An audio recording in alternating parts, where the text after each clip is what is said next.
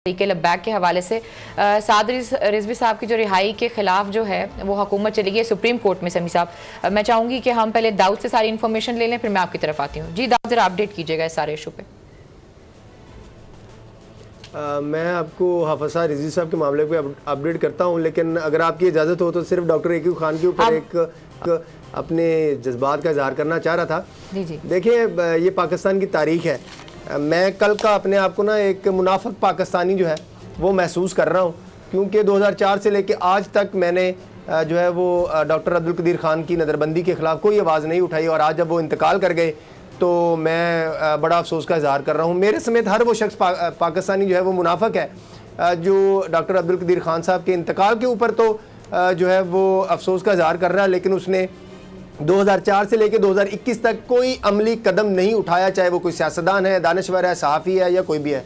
और दूसरी बात, ये निसाब में जो आप बात शामिल करने की जो बात कर रहे थे मेरे बड़े भाई हारिस नवाज साहब, ये पाकिस्तान का अलमिया चेक कर रहे हैं कि आज तक कायदे आज़म के ऊपर थीसिस करने के ऊपर पाकिस्तान के अंदर पाबंदी है।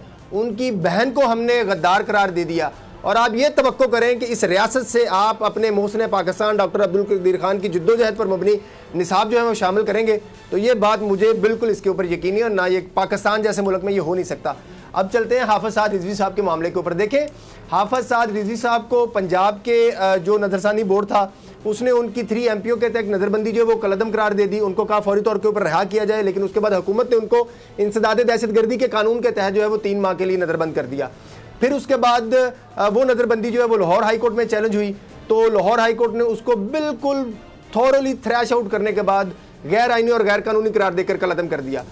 अब हुकूमत ने उसके खिलाफ सुप्रीम कोर्ट में अपील तो दायर कर दी है, लेकिन ये हुकूमत जो है इस बात से ये भूल गई है कि ऐसी कोई ग्राउंड नहीं अपनी अपील में सुप्रीम कोर्ट में दायर करने के लिए हुकूमत ने लिखी जिसकी बुनियाद के ऊपर ये दावा कर सके कि आप किस बुनियाद के ऊपर हाफिज साद रिजवी की नज़रबंदी जो है वो रखना चाहते हैं। क्योंकि एक फैसला नहीं, दूसरा फैसला नहीं, 3 फैसले हैं हाफिज साद रिजवी की जो है वो उनके हक में। तो हुकूमत के पास अगर कोई जवाज़ होता तो वो 3 फोरम्स के ऊपर उसको एग्जॉस्ट कर लेती, लेकिन अब ये शायद हुज्जत पूरी करने के लिए कोई इसके पीछे क्या बदनीयती शामिल है, ये समझ से बालातर है कि हुकूमत क्यों जो है वो सुप्रीम कोर्ट में गई है जब 3 फोरम्स के ऊपर वो अपना मुकदमा जो है वो हार चुकी है। जी समी साहब, देखिए बात ये है अलीना, ये बड़ी अच्छी आखिरी बात कही है कि बदनीयती के अलावा ये क्या हो सकता है। हाफिज साद रिजवी साहब गिरफ्तारी को अब कितने महीने गुजर गए, हमने नहीं देखा तहरीक लब्बैक के लोगों ने आके कोई सड़कों पर एहतजाज किया हो। इंतहाई पुरअमन लोगों की तरह वो हर पेशी पर आते हैं, हर जेल के बाहर भी वो जमा होते हैं। कहीं पर कोई तोड़ फोड़ का वाकया नहीं है, कहीं पर कोई दहशतगर्दी का वाकया नहीं है, लब्बैक के पास कहीं पर कोई असलिया नहीं है, कोई उन्होंने एक तो जो उनको कलअदम करार दे दिया, उन पर इल्जामात लगा दिए, बड़ा ये दिल तोड़ने वाले, दिल दुखाने वाले ये बातें, झूठी बातें, जिस तरह डॉक्टर अकीब खान पर झूठे मुकदमे, झूठी बात, सब कुछ बनाया गया। हाफिज साद रिजवी भी उसी तरह विक्टिम है, नामूस रिसालत की बात करते हैं। मगरब को ये पसंद नहीं है। फ्रांस का सफीर पता नहीं वो कितनी बड़ी चीज बन गया हमारे इन आकाओं के लिए, हमारे इन हुक्मरानों के लिए। ये बात तो पाकिस्तान की गैरत की करते हैं, पाकिस्तान की हमीयत की करते हैं, लेकिन जब मेरे आका मोहम्मद मुस्तफ़ा सल्लल्लाहु अलैहि वसल्लम का नाम आता है तो ये मायने नहीं रखती। हमें लॉलीपॉप देते हैं, हम ये बना रहे हैं, हम ये अकेडमी कर रहे हैं, हमसे भाई आप ठीक कर रहे हैं, आप जो काम करते हैं वो करते रहे, लेकिन आपने लब्बैक के लोगों को, सैकड़ों लोगों को आपने गिरफ्तार किया दहशतगर्दी के इल्जाम में। कोई आपके पास सबूत नहीं है। इस मुल्क में जो नबी पाक सल्लल्लाहु अलैहि वसल्लम का नाम लेता है आप उसको पकड़ के अंदर कर देते हैं। क्या जुर्म है साद रिजवी का? उसने तो कोई कॉल नहीं दी, आपने उसको पकड़ लिया, वैध रोड से उठा के जेल में डाल दिया, उसका किसी से रास्ता ही नहीं है। तो उसने कहा, कैसे उसने किसी को ये हदायत दे दी कि जाए जाके दहशतगर्दी करें, जाए जाके सड़कों में तोड़ फोड़ करें? आपने अपने ही लोग, अपने एजेंसियों के लोग भेजे, आपने तोड़ फोड़ करवाई उनको बदनाम करने के लिए। और हम इस वक्त एक गलबा है ऐसे लोगों का जो अपने आप को लिबरल कहते हैं, जो मगरब की डार्लिंग बने हुए हैं, जो न जाने किस किस्म के बयानात देते हैं, वो आगे अंदर रहे और मगरब की खुशनुदी उन्हें हासिल रहे। ताकि कल कला को उनको अपना वज़ीर-ए-आज़म बनने का चांस हो। इमरान खान साहब को इस बात की समझ नहीं आ रही। ये सवाए बदनीयती पर, और देखें अगर तालिबान से आप सीखें, अल्लाह के हाथ में रिज़्क है, अल्लाह के हाथ में प्रॉस्पेरिटी है। पता नहीं कल पाकिस्तान, अगर हम वो कहते हैं ना कि मोहम्मद मुस्तफ़ा सल्लल्लाहु अलैहि वसल्लम से वफा तूने तो हम तेरे हैं, ये जहां चीज है क्या लहो कलम तेरे हैं। तो जनाब आप अगर सही अंदाज में इस मसले को हल करें, एक दिन हाफिज साद रिजवी को आप जेल में नहीं रख सकते। और ये जो बातें कर रहे हैं दाऊद, तो पूरा सोशल मीडिया पर भी बड़े एक्टिव है इस हवाले से, कहीं पर कोई एविडेंस नहीं है। जब सुप्रीम कोर्ट का रिव्यू बोर्ड ये हुकूमत की बदनीयती देखें, हुकूमत की बदनीयती देखें कि हर फोरम के ऊपर हुकूमत झूठ बोल रही है।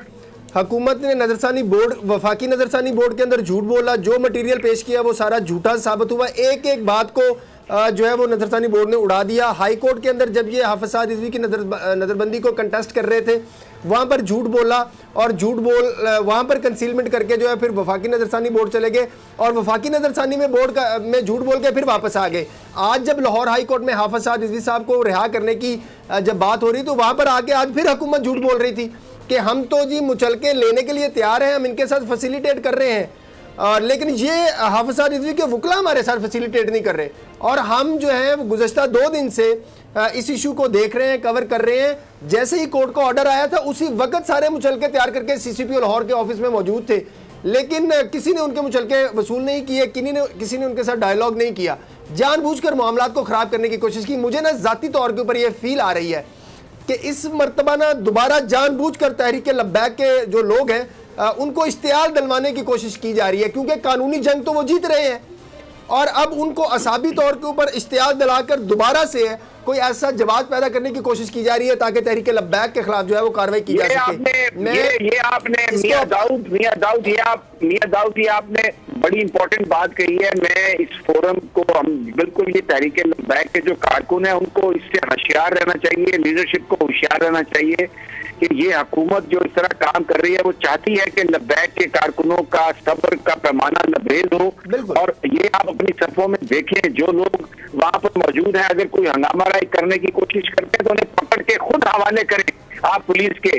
कानून आपके साथ है, अदा के आप ये हुकूमत को बेबस कर दें और इस तरीके से बेबस करें कि कानून को हाथ में मत लें। कहीं पर जो कोई आपकी सफों में आके कोई पत्थर भी किसी को फेंकने की कोशिश करे उसको पकड़ के पुलिस के हवाले करे, because it is very important. आप कानूनी जंग तहरीक लब्बैक जीत चुकी है और ये सुप्रीम कोर्ट मुझे यकीन है कानून के मुताबिक फैसला करेगी और वो फैसला अलामा साद रिजवी के हक में होगा। हुकूमत सबूताज करने के लिए जो मियां दाऊद ने जो बात कही है ये बहुत इंपॉर्टेंट है तहरीक लब्बैक के कारकुनों के लिए, उनके निजाम के लिए, कि वो कानून को हाथ में मत लें, सब्र से काम लें और हुकूमत अलामा साद रिजवी को गिरफ्तार नहीं रख सकती। क्यों मियां दाऊद कानूनी तौर पर तो कोई उनके पास जवाब ही नहीं है। बिल्कुल जवाब नहीं है।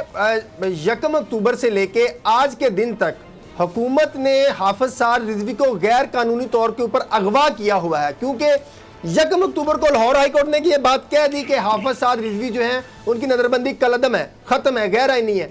1 अक्टूबर से लेके आज के दिन तक हुकूमत ने हाफिज साद रिजवी साहब को गैर कानूनी तौर के ऊपर हब्से बेजा में रखा हुआ है, अगवा में रखा हुआ है, क्योंकि ना तो हाफिज साद रिजवी के ऊपर अब कोई मुकदमा दर्ज किया जा रहा है, ना उनको नामजद किया गया है। तो फिर भाई आपने उनको कैद क्यों रखा हुआ है, इस बात की तो वजाहत करें।